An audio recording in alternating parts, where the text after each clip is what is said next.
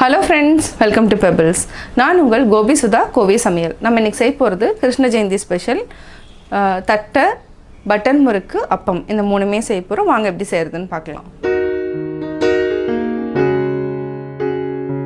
நம்ம ஃபர்ஸ்ட் அப்பம் செஞ்சுக்கலாம். இதுக்கு வந்து என்னன்னா பொடிச்ச வெல்லம் வந்து என்னன்னா ரெண்டு கலர் மீனா வெள்ளையா இருக்குறதுனால கொஞ்சம் நல்லா வந்து திக்கா ப்ரௌனா இருக்கிற வெல்லம் ஆட் பண்ணியிருக்கேன். ரெண்டையுமே மிக்ஸ் பண்ணியிருக்கேன். இதை நம்ம ஆட் பண்ணிக்கலாம். பொடிச்ச வெல்லம். அடுத்தது என்னன்னா வாழைப்பழம் வந்து நீங்கள் சேர்த்தலை அப்படின்னீங்கன்னா நீங்கள் வந்து கோதுமை மாவு கூட ஆட் பண்ணிக்கலாம். நம்ம இதுக்கு வந்து என்னென்னா அதாவது அரை வாழைப்பழம் மட்டும் ஆட் பண்ணிக்கலாம், ரொம்ப வேண்டாம். இதை நம்ம ஆட் பண்ணிக்கலாம்.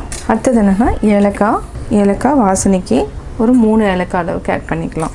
இதுக்கு என்னென்னா கொஞ்சமாக ஒரு சிட்டிகை உப்பு ஆட் பண்ணிக்கலாம். இதை வந்து ஃபஸ்ட்டு நம்ம நல்லா அரைச்சிக்கலாம். அதுக்கப்புறம் அரிசி மாவு சேர்த்துட்டு இது வந்து என்னென்னா 1 மணி நேரம் வரைக்கும் நம்ம புளிக்க வைக்கணும். இப்போ அரைச்சிக்கலாம். இப்போ நம்ம இதை அப்படியே அரைச்சதை நம்ம அப்படியே ஆட் பண்ணிக்கலாம். வறுத்து அரைச்ச அரிசி மாவையும் நம்ம ஆட் பண்ணிக்கலாம். நல்லா மிக்ஸ் பண்ணிக்கலாம். கொஞ்சம் தண்ணி விட்டுக்கலாம். கட்டி இல்லாமல் நல்லா மிக்ஸ் பண்ணிக்கலாம். இப்போ நம்ம நல்லா கரைச்சி வச்சிட்டோம். இது வந்து ஒரு 1.5 மணி நேரமாவது மினிமம் வந்து நல்லா புளிக்கணும். 1.5 மணி நேரத்துக்கு அப்புறம் நம்ம அப்பம் சுட்டு எடுத்துக்கலாம். மாவு இப்போது நல்லா புளிச்சிருச்சு. 1.5 மணி நேரம் ஆயிடுச்சு. இதை வந்து என்னென்னா நம்ம அப்பம் அதாவது ஃப்ரையும் பண்ணலாம், இல்லைனா நம்ம பணியாரக்கல்லில் வந்து சுட்டு எடுத்துக்கலாம். நான் வந்து இன்றைக்கி பணியாரக்கல்லில் தான் சுட்டு எடுக்கிறேன். இதுக்கு வந்து நெய் யூஸ் பண்ணி நான் வந்து சொல்கிறேன். இப்போ எல்லா குழியிலையும் நெய் போட்டுக்கலாம். கொஞ்சம் கொஞ்சமாக நீங்கள் நெய் போட்டுக்கோங்க. இப்போ நம்ம குழியில் ஊற்றிக்கலாம். ஒரு கரண்டி ஊற்றிக்கோங்க.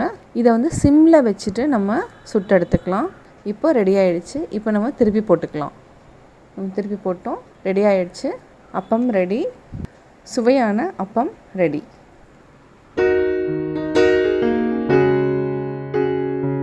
நம்ம ஃபஸ்ட்டு என்ன பண்ணலான்னா பட்டர் முறுக்குக்கு பொட்டுக்கடலை வந்து நம்ம என்னென்னா தட்டைக்கும் யூஸ் பண்ண போகிறோம். அதனால் இதை வந்து லைட்டாக நம்ம வறுத்து எடுத்துக்கலாம். ரொம்ப வறுக்க வேண்டாம், லைட்டாக வறுத்தாலே போதும். அதாவது சூடு இருந்தாலே போதும். இதை லைட்டாக சூடு பண்ணிவிட்டு நம்ம வந்து நல்லா அரைச்சிட்டு சளிச்சு எடுத்து வச்சுக்கலாம். இந்த பொட்டுக்கடலை என்னென்னா ஜஸ்ட்டு கை சூடு இருக்கும். இப்போ ஆஃப் பண்ணிக்கலாம். இது கொஞ்சம் ஆற வச்சுட்டு நம்ம மிக்சியில் அரைச்சி எடுத்துக்கலாம்.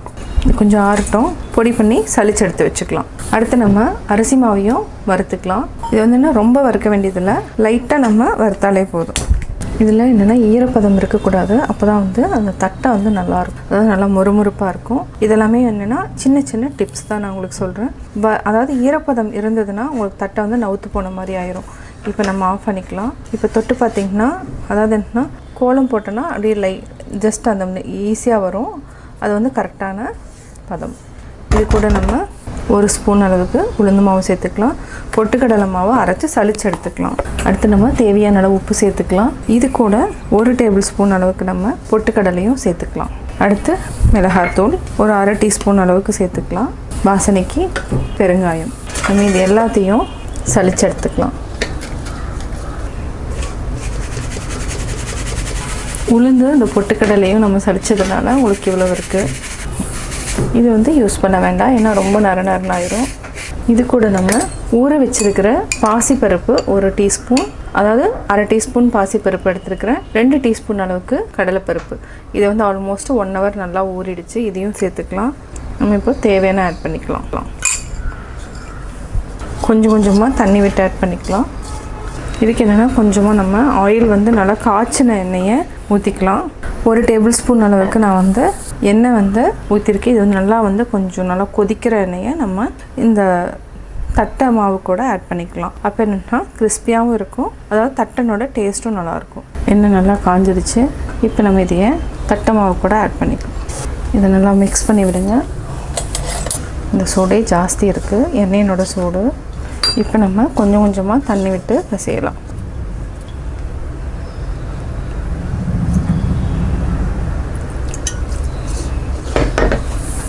இப்போ பார்த்திங்கன்னா இந்த அளவுக்கு உருட்டிட்டோம். இதை வந்து என்னென்னா சின்ன சின்ன உருண்டைக்கெலாம் நம்ம பிடிச்சிக்கலாம்.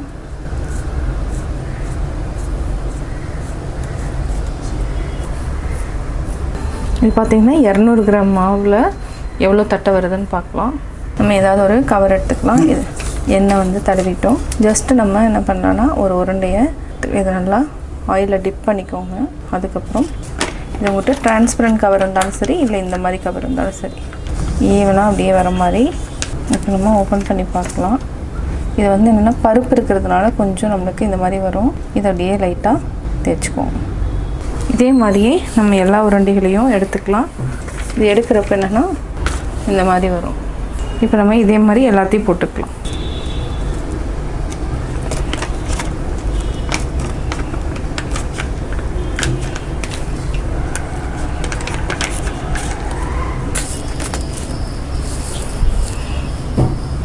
இப்போ நம்ம போட்டு எடுத்துக்கலாம். இது சிம்மில் வச்சுட்டு பண்ணுங்கள், ஹை ஃப்ளேமில் வைக்க வேண்டாம். நம்ம 3 தட்டையாக போட்டு எடுத்துக்கலாம்.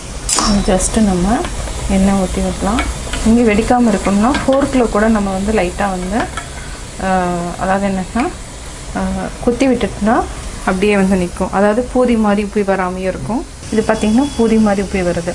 இது வராமல் இருக்கணும்னா நம்ம ஃபோர்க்கில் வந்து நம்ம குத்தி விட்டுக்கலாம். அடுத்தது அதை வந்து எப்படின்னு சொல்லிடுறேன். நம்ம தட்டை எடுத்துக்கலாம். எண்ணெயை வந்து வடிச்சிக்கோங்க நல்லா. இந்த மாதிரி பொன்னிறமாக வரப்பு எடுத்தாலே போதும். இது வந்து கரெக்டான பதம். நான் வந்து இன்னொரு மெத்தட் உங்களுக்கு சொல்லித்தரேன். தட்டை வந்து நல்லா இதே மாதிரி பேப்பரில் வச்சு தேய்ச்சிட்டு இது பூரி மாதிரி உப்பாமல் வர்றதுக்கு நம்ம வந்து ஃபோர்க்கு யூஸ் பண்ணி நம்ம வந்து அப்படியே லைட்டாக குத்திட்டோன்னா இது வந்து பூரி மாதிரி உப்பாமல் வரும். இது வந்து 2வது மெத்தட். இப்போ நம்ம போட்டு எடுத்துக்கலாம். இது சிம்மில் வச்சுட்டு பண்ணுங்கள், ஹை ஃப்ளேமில் வைக்க வேண்டாம். நம்ம தட்டை எடுத்துக்கலாம். எண்ணெயை வந்து வடிச்சிக்கோங்க நல்லா. இந்த மாதிரி பொன்னிறமாக வரப்பு எடுத்தாலே போதும். இது வந்து கரெக்டான பதம். சுவையான தட்டை ரெடி. இப்போ நம்ம செய்ய போகிறது பட்டர் முறுக்கு. இதுக்கு தேவையானது 1 கப் அரிசி மாவு, அதாவது 200 கிராம் அளவுக்கு எடுத்துக்கிறோம். 25 கிராம்ஸ் அளவுக்கு நம்ம பொட்டுக்கடலை மாவு, 25 கிராம்ஸ் வந்து நம்ம கடலை மாவு எடுத்துக்கலாம். பெருங்காயப்பொடி கொஞ்சமாக ஆட் பண்ணிக்கலாம். தேவையான அளவு உப்பு. இதை வந்து நல்லா சலிச்சு எடுத்துக்கலாம். இது நல்லா சலிச்சிட்டோம். இந்த மாதிரி குரணையாக இருக்கிறத நம்ம வந்து யூஸ் பண்ண வேண்டாம்.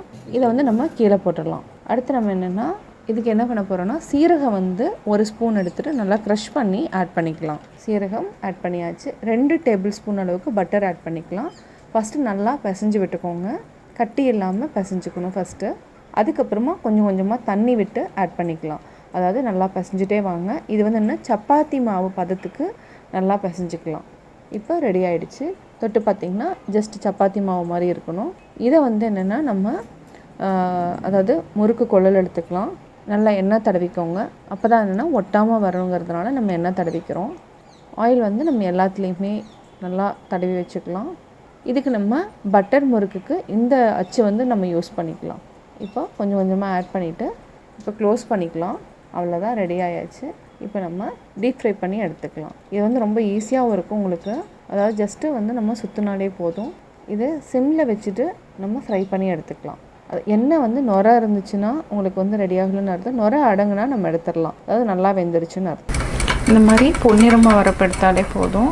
இது வந்து கரெக்டான பதம். இப்போ நம்ம ஒரு டிஷ்யூ பேப்பரில் போட்டுக்கலாம். அதே மாதிரி இருக்கிற மாவு எல்லாத்தையும் நம்ம சுட்டு எடுத்துக்கலாம். சுவையான பட்டர் முறுக்கு ரெடி.